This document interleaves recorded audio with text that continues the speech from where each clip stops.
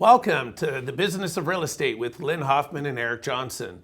This week we are talking all things commercial with our special guest, Sam Stogiannes. We're going to be looking into what it takes to be a commercial agent, what's involved in getting started in commercial.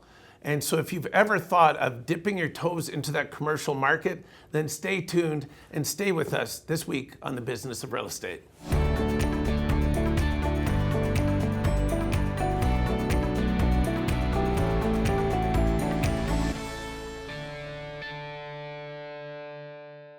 So, welcome back. This week, Lynn, we have Sam Stogiannes with us. Great to have him here. Yeah. Thank you for having me. Yeah, it's great. Sam, you've been a member of our brokerage for a few years now. You've done a lot of commercial. Tell our audience a little bit about your journey through real estate. My journey through real estate, yeah. So I'm actually now in my 29th year of real estate. So starting out, I did start at RE/MAX. We were called RE/MAX Realty Advantage Plus back in the day. From RE/MAX, they decided to sell that and it became a boutique brokerage called Boulevard.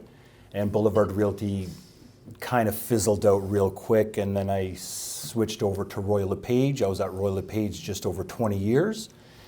And then from Royal LePage, I came over to RE/MAX, and I've been here now for just a little bit over 6 years myself, 5 years actually to be exact. So that was my path into real estate since I became licensed. Okay, and what about res into commercial?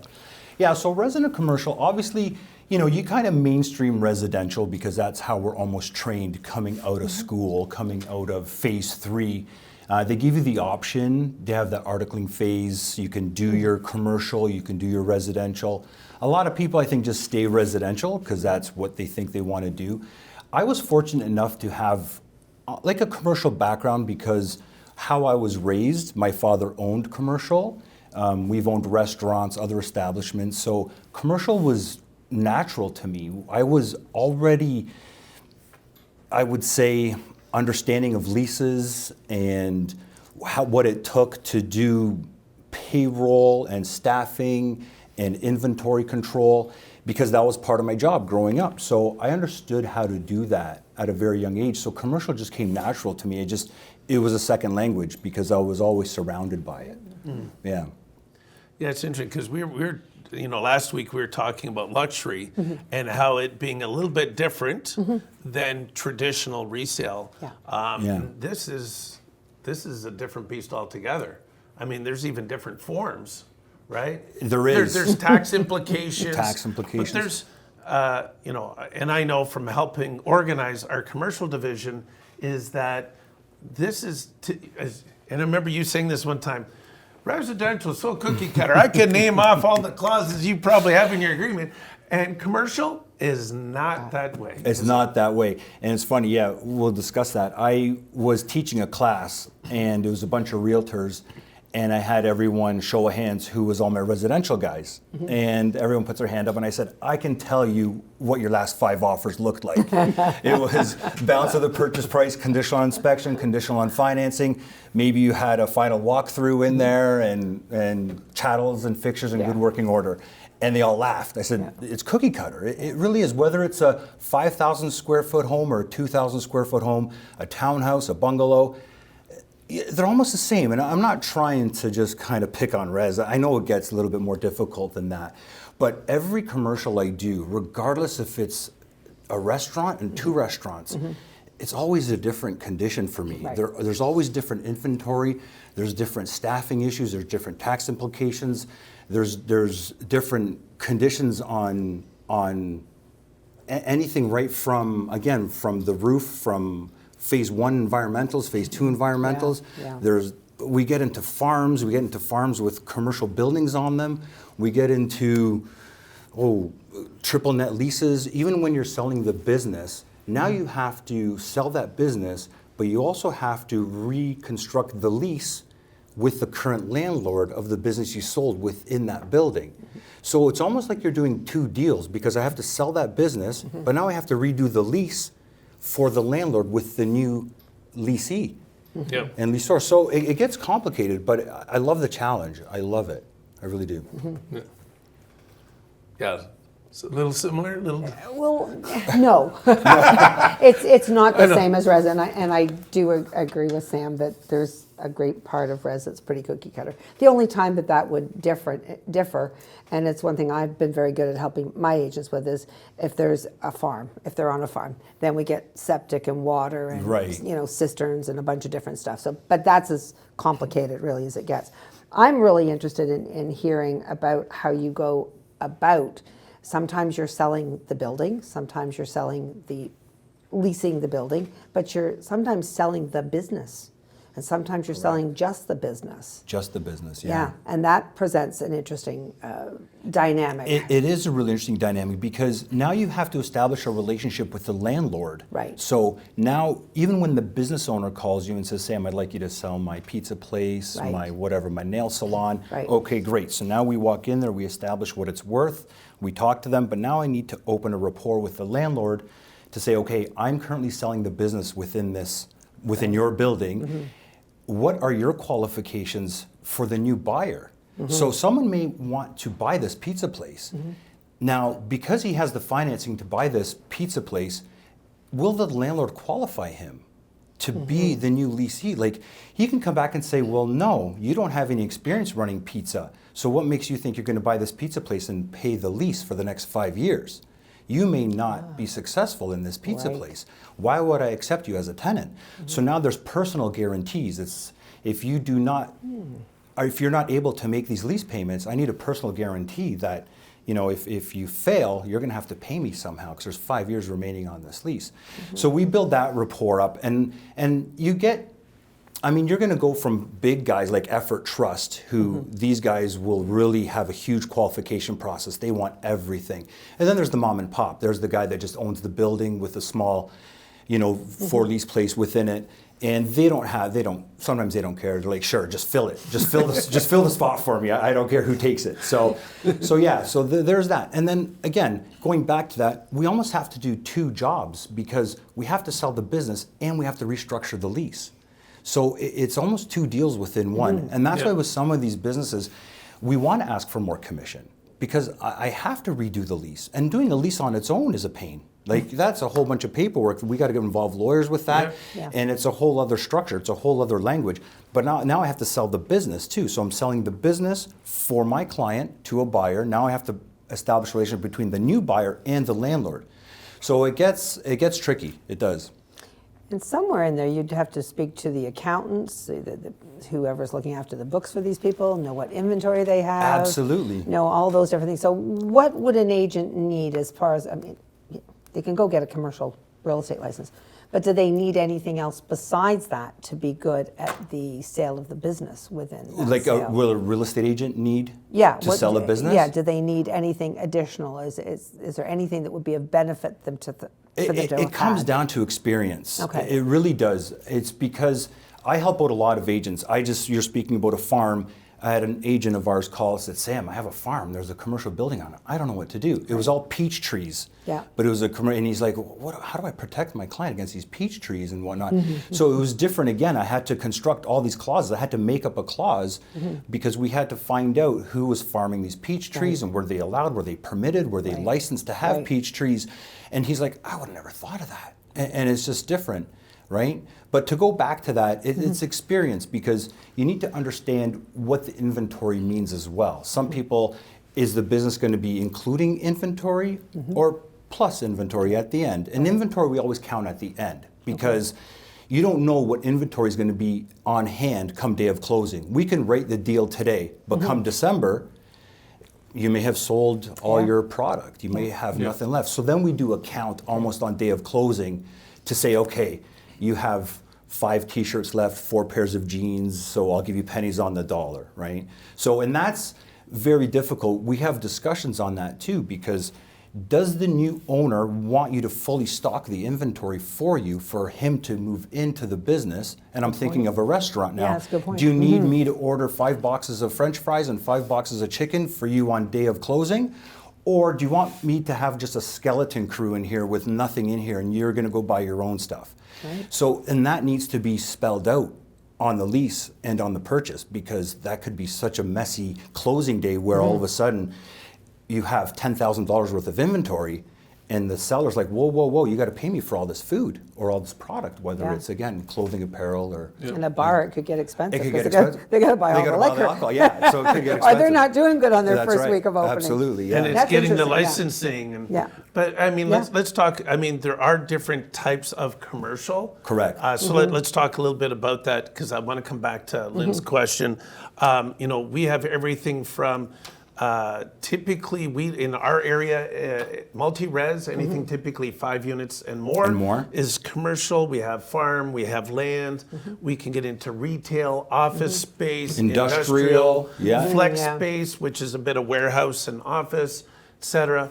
I mean, when you get into industrial, you're selling. If you're selling the business in the building, hey, we've got a lot of big machinery. That's we gotta, right. That's We right, got to do yeah. that inventory, understand the value, and I know just from my past and being married to somebody who was in the corporate law field, is that they had HR lawyers. So Right. somebody I remember some big businesses being sold, and you had the tax accountants, Yeah. you had the tax lawyers, the Yeah. HR lawyers, because you got staff. Now Yeah. we got to deal with how do we transition staff to a new owner? Huge. Or we're closing it up, and so we got to deal with compensation.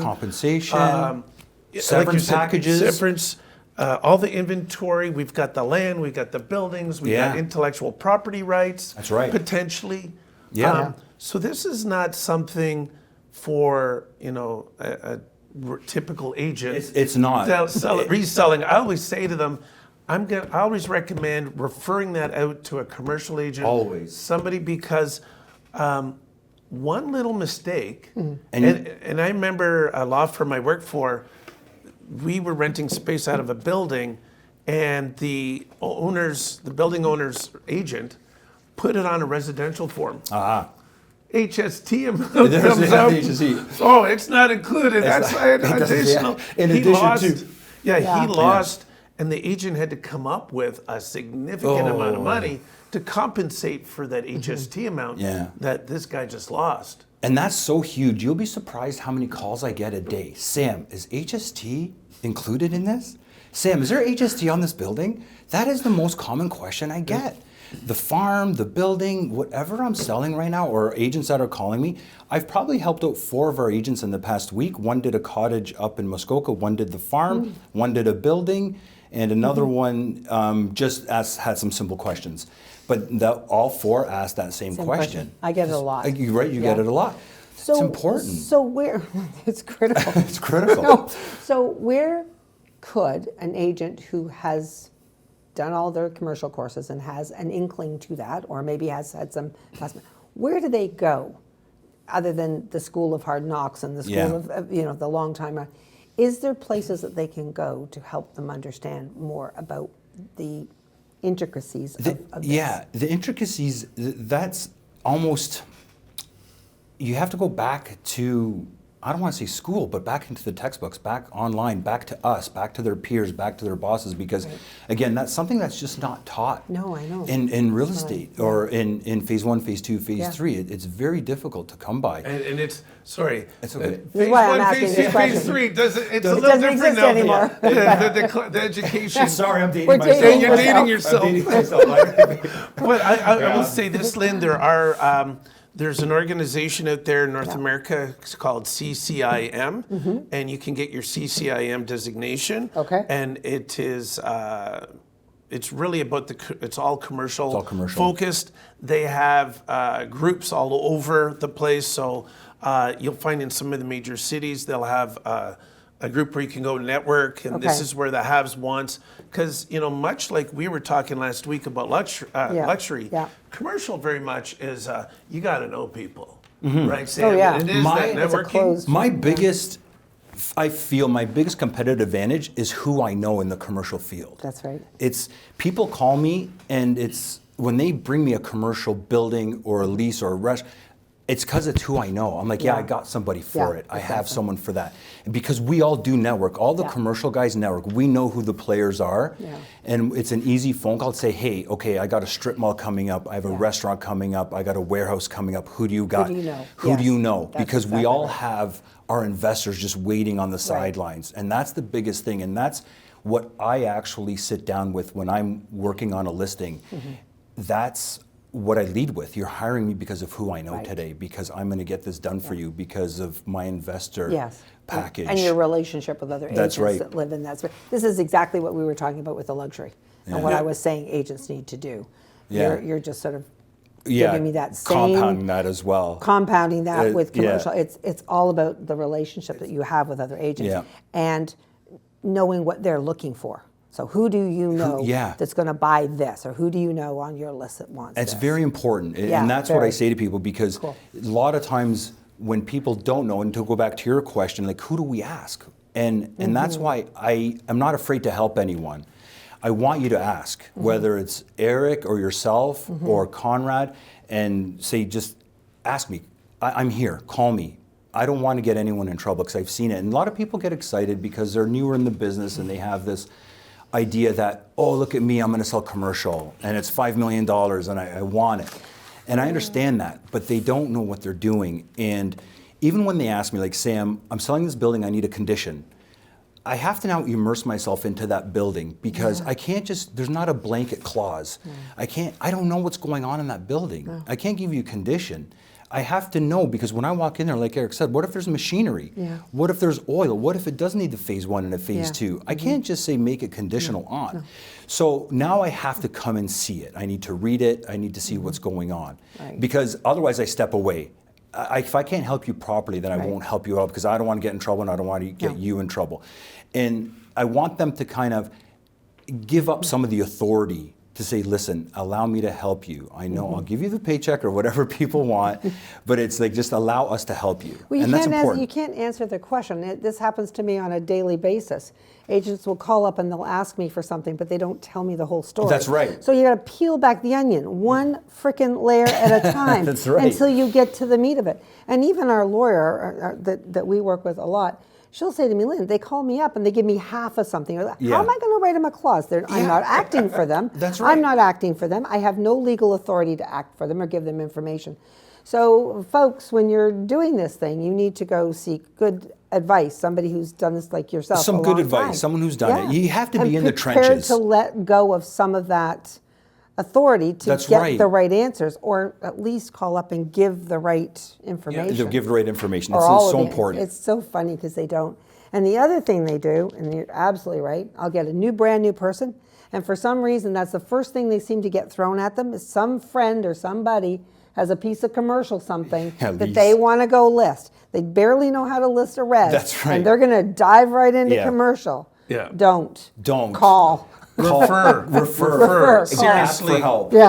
Seriously, refer. You know, there's a few things you need to know. Like, if you are considering getting into commercial real estate, understand there are some differences beyond what we just talked about. You know, there are some HST implications, because it's in addition to, because a lot of these people, they're all are registered, they might be able to write that off, et cetera. But, you know, and correct me if I'm wrong here, Sam, but typically, you know, these big commercial deals take a lot longer than residential. A lot longer. Typically, these people, you're dealing 9 to 5. You're working 9 to 5, because these are not emotional people. That's right. This is a business decision versus a home where it's more emotional. Right? So these guys are all about numbers. You got to know your numbers. You got to know your numbers. The cap rates, and you got to know all the different TMIs. You know, these are all phrases you're going to hear when you're doing commercial. That's right. So it is a different beast, different forms, as I said. And some of these deals, you know, let's be honest with everybody, they don't always come through. You could be 2-3 years on a big commercial deal, and then it falls through. And then it gets resurrected by the lawyers, and the agent is cut out. The agent's cut out. I can tell you a million stories that have been cut out. I've got some of my agents that have got the same stories. I've done all the work on developing land, and then I see that it got developed after they said no, and it was the same guy that I brought to the table, but they just did it years later. Right? It happens a lot. What would you say is the typical length, and this is a crazy question to ask, but just so that the people listening get some concept of it. On a typical strip mall, without very many complications, what timeline are you generally looking at from start to close? You're 8 months Minimum, minimum. 8 months. Okay. And that depends because financing takes a long time. That's And then right. we get into the phase 1 and phase 2 environmentals, which could right. take months. Yeah. Right? Especially if there's been a gas station somewhere. Especially if there's been a gas station. So the phase 1 is yeah. more or less a physical. They're going to Okay. come and take a look at the land. They're going to walk around, say, okay, yeah, I see signs of a potential phase 2 here because there's an old gas station that was down there, and there's that old truck that's been sitting on the lot for Yeah. 10 years that's Yeah. been probably leaking gas Gas for who knows in the- how yeah, long. in the ground. So yeah, let's order a phase 2. Now we have phase 2. So now we got to call the company up and say, let's do a phase 2.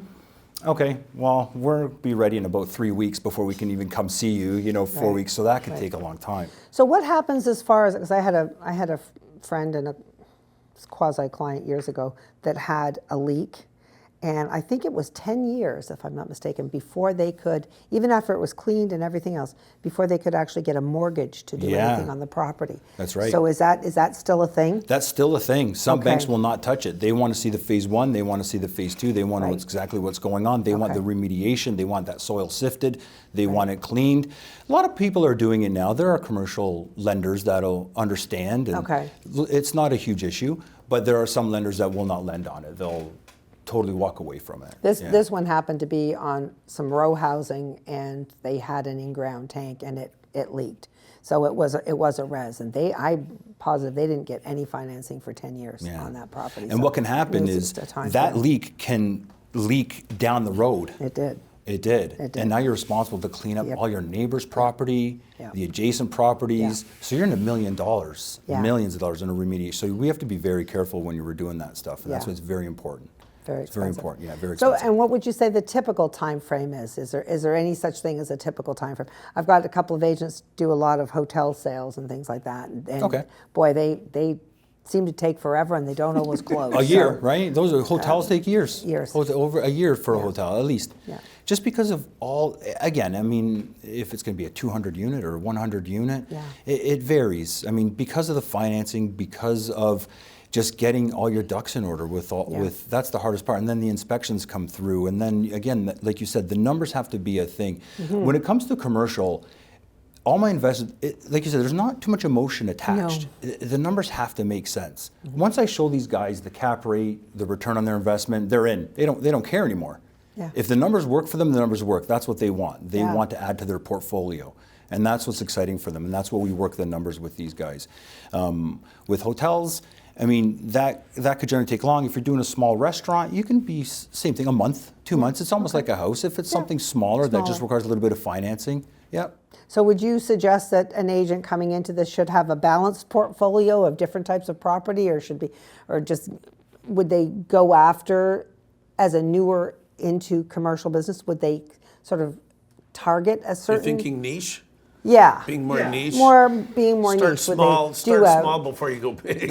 Try to handle the leases. Try to handle some leases so I'm you trying to say. understand Yeah. what it takes to lease a property and you understand some of the language. Because, like Eric said, you get into stuff like the TMI. Yeah. And you want to start understanding what a gross lease is. Yes. What a triple net, what a double net, Right. what a net lease is. You want to understand those things before you get into the big stuff. Because when you're into the buildings and you're not even understanding how they're leasing in these buildings, it's a different language again. Yes. So start a little bit small, do the $2,000 leases so you can understand the language, Right. and then you can branch off. I don't suggest going to chase big industrial stuff.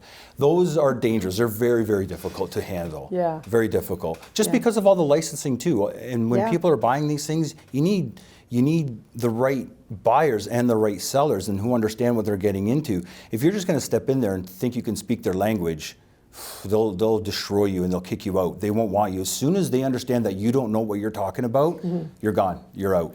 They won't call you back. And it's interesting because I remember one of our agents took his client to see this commercial listing, and there was somebody there from a mainly residential team, and the business owner asked him a couple of questions, and the guy said, "Oh, that's a good question." He goes, "Yeah, and you should know it." And this client ripped into this agent, Yeah. who really wasn't a commercial agent, and it's amazing because they do know their stuff. They're business people. They know what they're talking about. They know their numbers. And so if you don't know that, to Sam's point, is learn and get to understand the terminology and understand those basics before you get really dive into it. And my recommendation would always be go and find somebody to mentor you. Absolutely. You know, I know within our two brokerages, I have agents, commercial agents that are willing to help somebody. You know, you're going to give them a portion of the commission. The question becomes, how much work are they doing versus you?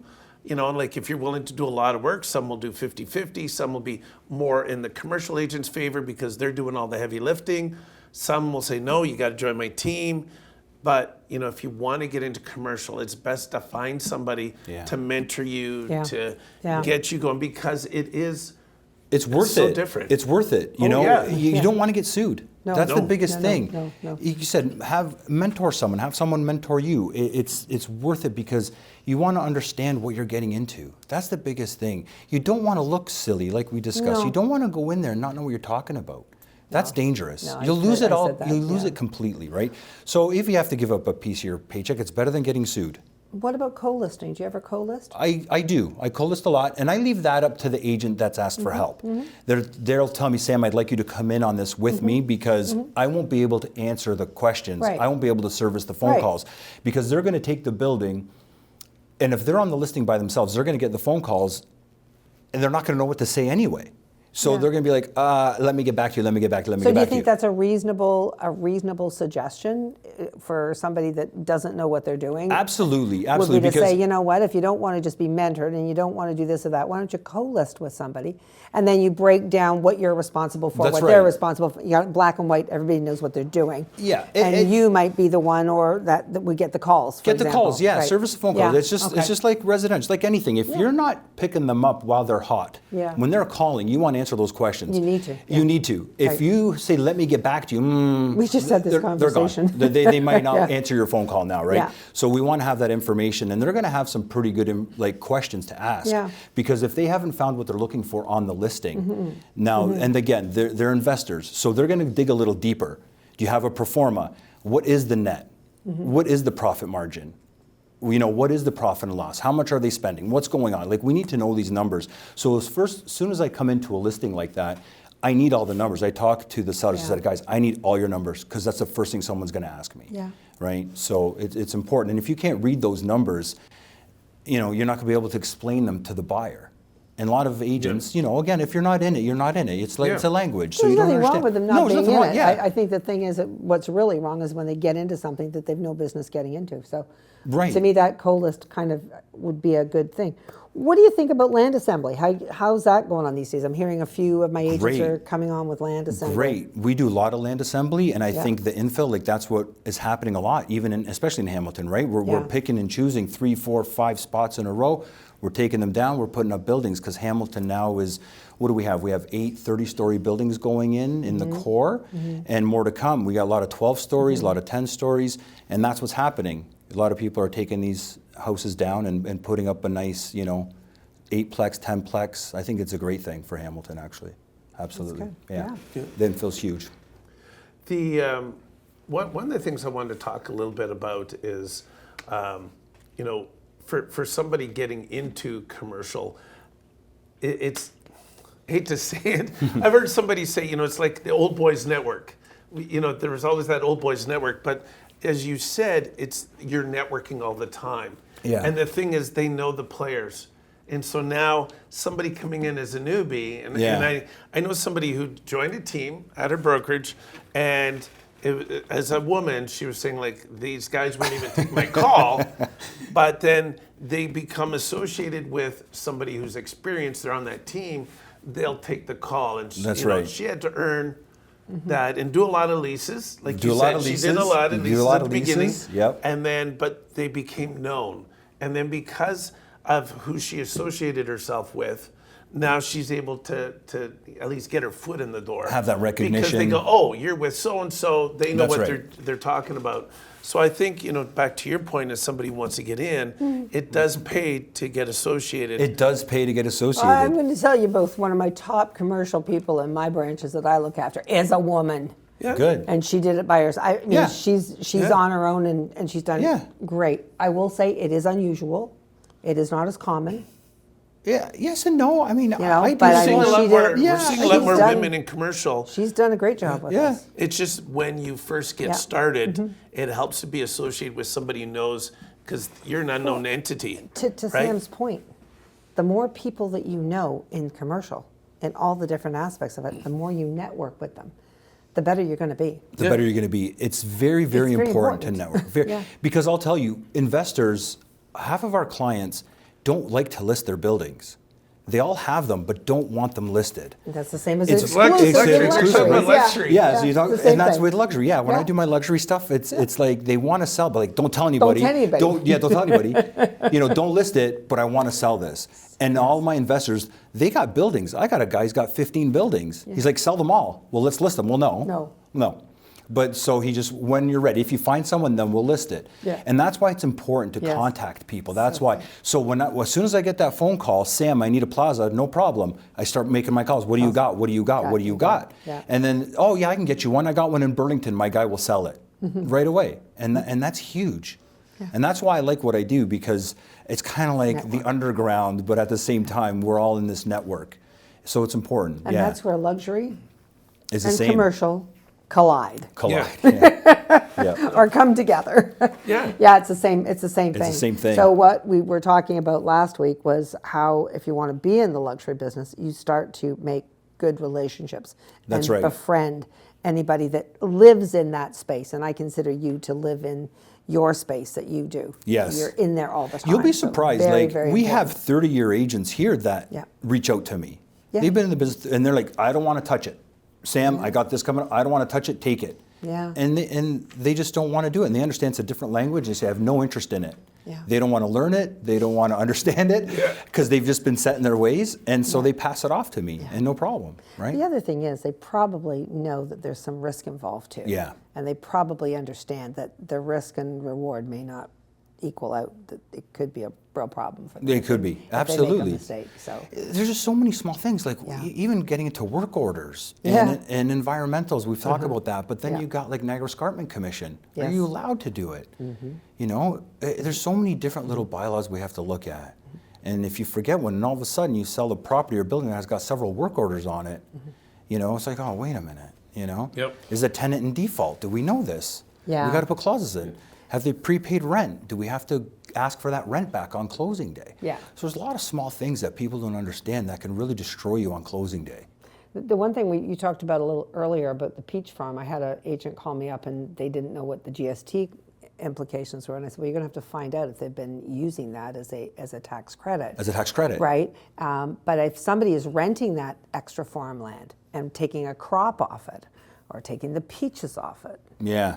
what percentage of that property is still res and what percentage right. of it is commercial? So is there a I'm leading up to a question here, with a farm property, is it 1 acre for the res part Yeah. and then the balance And the would balance. be if And- it's been utilized or As a farm. And a lot of Right. times what people do is they lease that out to the farmer, to yeah. the farmer. Yep. And they just say, you handle all the All the implications things, of the yeah. taxes, and they do it. They crop it, they pick Mm-hmm. it, they service it, and they get typically you don't even get that much rent for it. You rent those out for almost as much as your property taxes. Yeah. I've never seen it more than that. Yeah. So it's a pretty good trade-off for them, and farmers love it, and it's a good trade-off. But when they sell that property now that they've rented that land off to, that is still got HST implications Yes. for them. Yes. Yes. And that's where a lot of agents are missing that Yeah. And point. also, and they're not asking. They're not asking. Well, they're not rural people. They don't. Yeah. They don't know. So. and the other thing is, I remember a deal where the land was not used for any commercial purposes at all. However, when they bought it, there were some credits that they took on. And that made, because they took those credits, certain credits, they then had to do it separate. They had to do it as HST. Oh, okay. Because of the credits they the took credit they in took. purchasing the property. yeah. Even though they didn't use it commercially. So it's very important, going back to having those professionals, having the accountant. Yeah. It's The very accountant. important that the client has a good accountant, has a good lawyer. Absolutely. That they can go to and find out. And that's what's important too, and that's the first clause. Sometimes I say make it conditional on lawyer's review. And accountant's review. Yeah, an too, accountant's if review. that's the Let's case, have your yeah. lawyer look at it right away. Yeah. Because I'm going to miss stuff too. We all are. Yeah. So, Well, it's a catch-all, and it protects you. Yeah. Right? Yeah. Protects the client. It protects everybody. And like you said, Eric, going back to those credits and work orders, you want your lawyers to grab that quick. Yeah. You don't want to wait till a week before closing day when all of a sudden you find all these work orders against a property or credits that were established on the property, and now you're like, oh, wait a minute. And now no one wants to pay for them. Like the seller's not going to pay for it. He thinks he sold the property, and it becomes a big hiccup on closing day. Who's going to attack those? And this was something where they totally forgot about it. Yeah, that's right. Yeah. And they're just thinking, no, because the agent didn't know enough to ask the questions. They didn't know enough to ask questions. Because they go, oh, you didn't use it for any commercial purposes, but Yeah, you took some but commercial you took credits. credit. And I want to go back to, you were saying about when we were talking about the sort of exclusive, there are a lot of deals that are not done, that do not hit the MLS system. Correct, a They're lot. done on we joke about on the back of a napkin type of deal. all the time. But, that does happen a lot. But you also got to think of when somebody's selling that plaza, if it goes up for sale, what about all the tenants? What are they thinking? Are they looking to jump ship because they think something's going on? Hey, I see our owner is selling all of his plazas. Yeah. Oh my God, we got to get out. So a lot of that gets done privately simply because. For that reason. And that's the biggest thing we come across and we face when we list a business or a plaza. Don't put any signage up. Don't list it. Don't do this because I don't want my tenants to know. I don't want everybody to know. I don't want the staff to know. Right. They're going to leave, blah, blah, blah. But you know what I'm finding? I'm finding that 9 out of 10, it's always someone who's a customer of the business that almost ends up buying it. My last 3 out of 5 deals, the people that have purchased it were customers. And it's funny that they had no idea it was for sale for the first 3 months until it was just a conversation with the owner and the actual patron came in and said, oh, we actually decided to sell. Oh, you're selling this? I want it. I love it. I've been coming here for years. I'll take it. And that's what's happened. And that's why I always tell my guys, don't be afraid. You'll never know. It's always the guy across the street that wants your building. It's always one of your customers. And then it even comes to staff. I listed a coffee shop and it was all hush hush. Don't tell the staff because we don't want the staff to leave. Yeah, as soon as we let everybody know, it was the staff that bought it. Yeah. So it was good. That's like don't have the neighbors come in the open house. Yeah. Well, the neighbors sometimes want to buy it so their For their family mother, for can their live brother, next for door. their sister. So That's don't right. keep that part a secret. Absolutely, yeah. No, they get these preconceived ideas. Yeah, so it's my job to educate them and say, don't be afraid. Like, don't be afraid. We'll get more business, but it's tough. It makes perfect sense that staff or a patron would want to purchase It's true. that business. Yeah. Yeah. So I tell them not to shy away from that. No. Get some exposure. That's Yeah. why we're here. That's what I want to do, yeah. Yeah, that's great. So, just wrap up a bit here.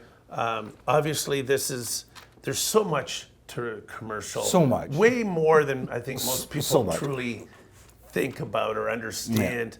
But if they do want to get into commercial, I think we're all in agreement that you're better off getting connected with somebody, learn the ropes, really get to understand it. Absolutely. And maybe I haven't taken commercial, since the phase 2, phase 3 days, and I don't know. But when we were getting designated as commercial, it was, you had to sell a certain amount of commercial in order to be designated. You had to sell so many millions of dollars of commercial within a certain time period. Now, you can correct me if I'm wrong, because I haven't looked back. Can you take a course now to be designated? I don't believe you can. Just I think the they still have the CCIM. Yeah, but that's a different. commercial, That's a different designation. But to be designated under the Canadian commercial designation and the Ontario, you have to sell so much to be designated. So at this point, you can't just go take a weekend course. You're not like, I'm going to sell commercial today, and I'm going to go take this weekend class. No. So yeah, for sure. Come and hang out with us. Come and walk with us. You have to kind of shadow me. You have to come and to all my appointments. Listen, it's a verbiage. It's a language. And again, I've talked to 30-year brokers that have managed me, that have called me and said, Sam, I'm listing a winery. I've never done it. Can you come with me? And when I'm there and I'm going through all my questions, they're like, I wouldn't have known to ask any of that stuff. Yeah. And they're like, you have to know all that? I'm like, yeah, you have to know all that. Right? So it's a language. So don't be shy. Come and ask. Don't just think you can tackle it on your own. I just don't want to see anybody get hurt. Yeah. That's all. Just don't get in trouble over it. Don't be shy. Like I said, we have 30-year people coming to the table. And that's the key. We want to make sure that you stay out of trouble. But That's right. it is, you know what, it is a rewarding area of real estate. It is a slightly, well, not a slightly, it is a different Very beast different. than residential. But if you decide that you do, if this is something you want to get into, please reach out to us. We'll gladly connect you, whether it's Sam or any one of our other commercial agents. We'd love to have that conversation with you. We hope you got a lot out of today's episode. We thank you for joining us as usual. Please like, subscribe to our channel. You'll find us on YouTube, Spotify, a ton of other podcasts, all your favorite podcast sites. So thank you for joining us today on the Business of Real Estate podcast, and we'll see you next week. Thank you.